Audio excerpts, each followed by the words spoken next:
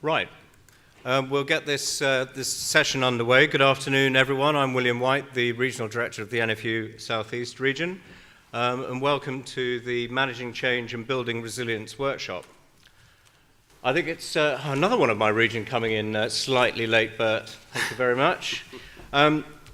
Historic change is coming. There's absolutely no doubt about that, but I think you'll hear from the presentations that really farmers are not afraid of change. You've been coping with it and dealing with it for many, many years, but historic change is coming.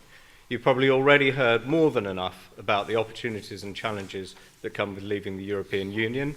I'm not saying we're going to park that subject, but it isn't central to what we want to talk about today. It's so much bigger than exiting the EU when you consider global population growth, technological change, and pressure on the global environment in all its forms. And it's a job to prepare for the pure scale of change that is upon us. I attended the recent NFU Business Symposium, organised by the NFU's Rohit Kaushish and also Anand Dosa from the Economics Department of the NFU. And underlying every theme of the symposium was how we deal with change, how we become more resilient, who can we trust for advice, who will support us? Will it be the banks or will it be crowdfunders? And speaking of banking, we have the banking forum at the NFU that the president presides over, and Anand runs that. So we're well netted in with the banks of the day. We also talk about, or are sensitive to the tools we can use today and what the tools of the future will be. And also we talked about identifying, I've never heard the saying before, the burning platform that will make you as an individual change your farming business. What is that burning platform? Maybe we'll hear more about that today. And there was a real sense that if you're not proactive, then the ship will leave without you. In the next hour and a half, our panel, and of course you, the audience, are going to explore two concepts. Firstly, managing change and becoming more resilient, and then we'll segue seamlessly through to the second part of the session, which is about how we manage volatility, the tools we have today, and some of the tools that may be for the future. So I want to end my introduction with the words of William Arthur Ward, who said, "The pessimist complains about the wind, the optimist expects it to change, the realist adjusts the sails." So, Rohit Kaushish, which one are you? Discuss.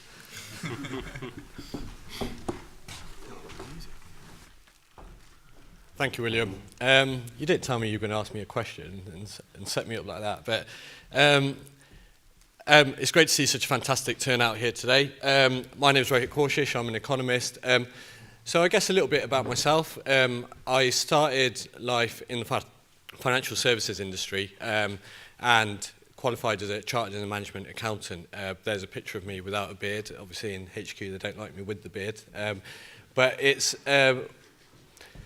I think what I found was, if there was any hope of me coming from the banking industry into agriculture and expecting a quieter life, that didn't really happen.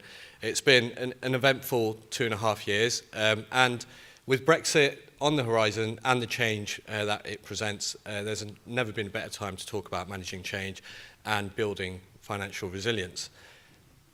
Now, in an uncertain trade, labour and regulatory environment, the NFU has been working on a framework for success. So this is a vision for a future domestic agricultural policy, and it's centred around 3 cornerstones. So you've got volatility, and effectively what it says is that we need measures to allow farmers to operate with greater certainty and stability. So we need volatility measures. And it's only if farmers can achieve that degree of certainty can they invest in productivity. Now, when we talk about productivity, it's not about producing more. It's about being efficient.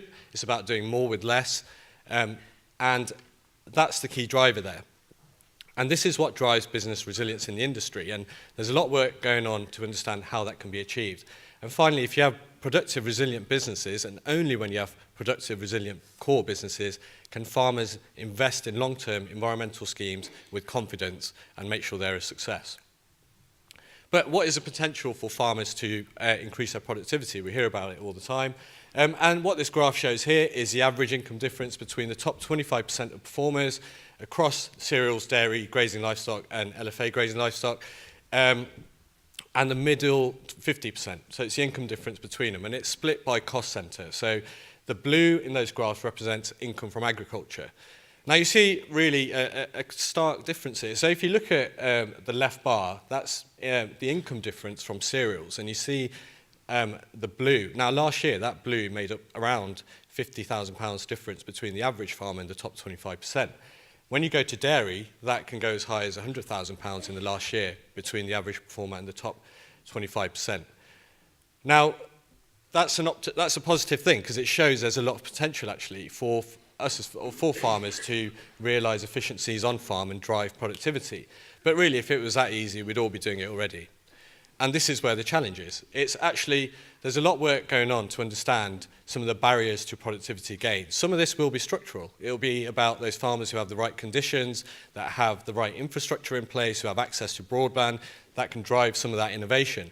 But actually, a lot of the evidence shows there's a lot farmers can do on farm to drive and do more with what they already have. And for us, this is about not having segregated advisory schemes and a highly fragmented market of loads of advice and then loads of grants over here and completely unrelated. It's about how do you make it more holistic? How do you have an approach where advice not only empowers a farmer to understand what they can do within their conditions, growing conditions, but also how can they invest that? How can they fund it in the best possible way? How can they leverage grants?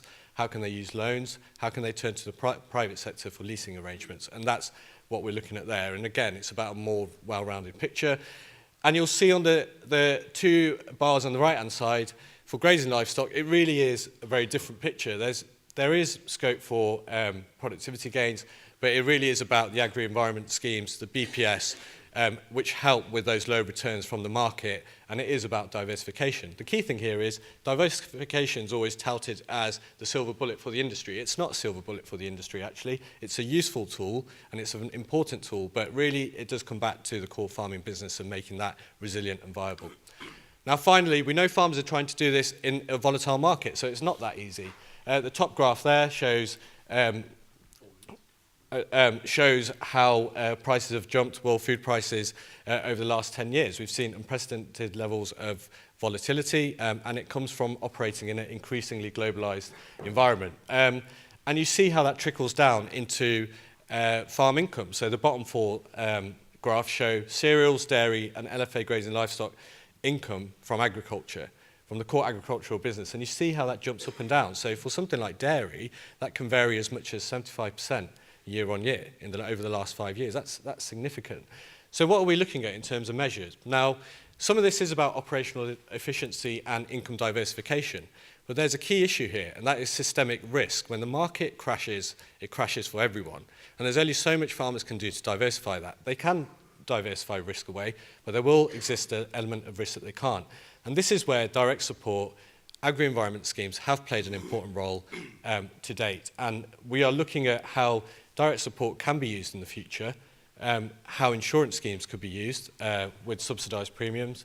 But also it's about the private sector. What can the private sector offer? And we will be hearing from some of the initiatives out there that are being developed and that the NFU is consulting on. And some of this is about futures markets. We've seen huge gains in the dairy sector, but none of this is possible without market transparency. We need more robust market indices that help farmers understand why the price on farm is what it is. And it's about having more transparency across the supply chain, from the commodity on farm to processed commodities right the way through. And without that transparency through mandatory price reporting and regulation, we can't achieve the rest, because transparency leads to accountability, which leads to trust. And that's what drives collaboration, and that's what's going to drive a productive, profitable industry. Thank you for listening.